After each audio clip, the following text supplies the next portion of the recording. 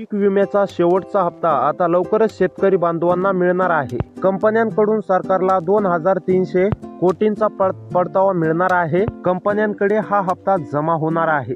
पंतप्रधान खरीप पीक विमा योजनेत 7,700 कोटींचा एकूण विमा हप्ता कंपन्यांना सरकारच्या माध्यमातून देण्यामध्ये येणार आहे. राज्य सरकारकडून आतापर्यंत सुमारे 6,584 कोटी रुपये सरकारच्या माध्यमातून देण्यामध्ये आले. सर्व शेतकरी बांधवांसाठी आता आनंदाची अपडेट या ठिकाणी आलेली आहे. आज सर्व शेतकरी बांधवांना म्हणजेच की तिसरा हप्ता लास्ट म्हणजे पीक विम्याचं तिसरं वाटप म्हणजेच की तिसरा टप्पा या ठिकाणी आज सरकारच्या माध्यमातून देण्याला सुरुवात झालेली आहे.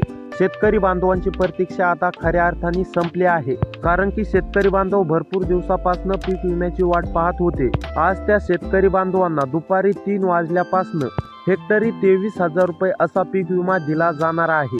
आज सरकारच्या माध्यमातून अधिकृत अशी स्पष्टपणे यादी सांगण्यामध्ये आली आहे.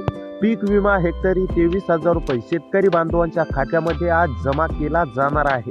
पहा शेतकरी बांधवांनो, पीक विम्याची प्रतीक्षा करणाऱ्या सर्व शेतकरी बांधवांसाठी मुख्यमंत्री साहेबांनी आज सर्वात मोठी घोषणा केली आहे.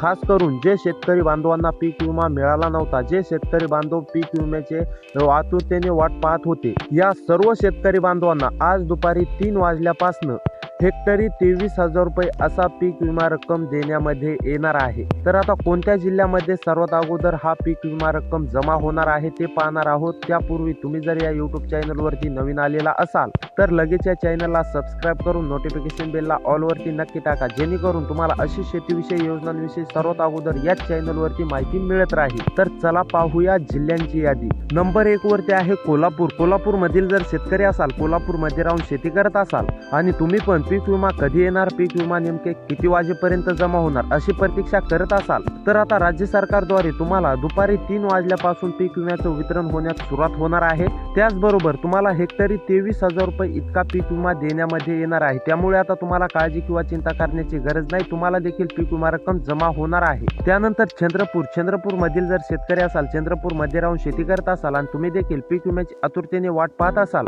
तर आता तुम्हाला काळजी किंवा चिंता करण्याची गरज नाही. चंद्रपूर मधील सुद्धा सर्व शेतकरी बांधवांना पीक विमा रक्कम या ठिकाणी जमा केली जाणार आहे. त्यानंतर बुलढाणा मधील सुद्धा सर्व शेतकरी बांधवांना काळजी किंवा चिंता करण्याची गरज नाही. बुलढाणा मधील सुद्धा सर्व शेतकरी बांधवांना पीक विमा रक्कम या ठिकाणी जमा केली जाणार आहे. त्यानंतर भंडारा मधील जर शेतकरी असाल, भंडारामध्ये राहून शेती करत असाल आणि भंडारीमधील जर शेतकरी असून सुद्धा तुम्हाला पीक विमा रक्कम जमा झालेली नसेल तर तुम्हाला आज काळजी किंवा चिंता करण्याची गरज नाहीये.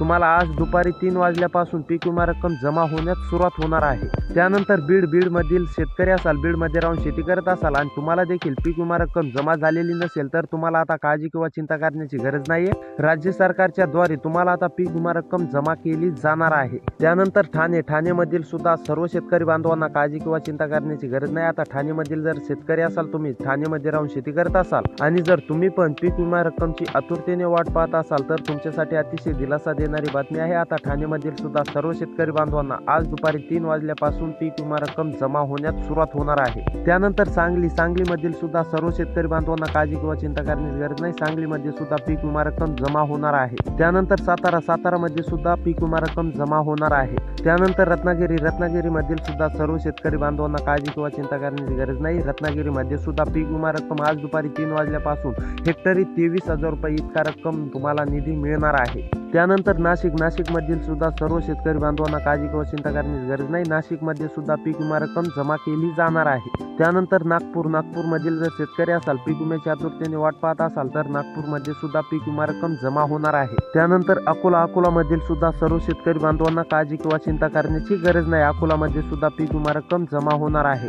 त्यानंतर छत्रपती संभाजीनगर मध्ये सुद्धा पीक विमा रक्कम या ठिकाणी जमा केली जाणार आहे. त्यामुळे शेतकरी बांधवांनो, अशी व्हिडिओ पाहण्यासाठी आपल्या चॅनलला सबस्क्राईब करा. भेटूया पुढच्या व्हिडिओमध्ये.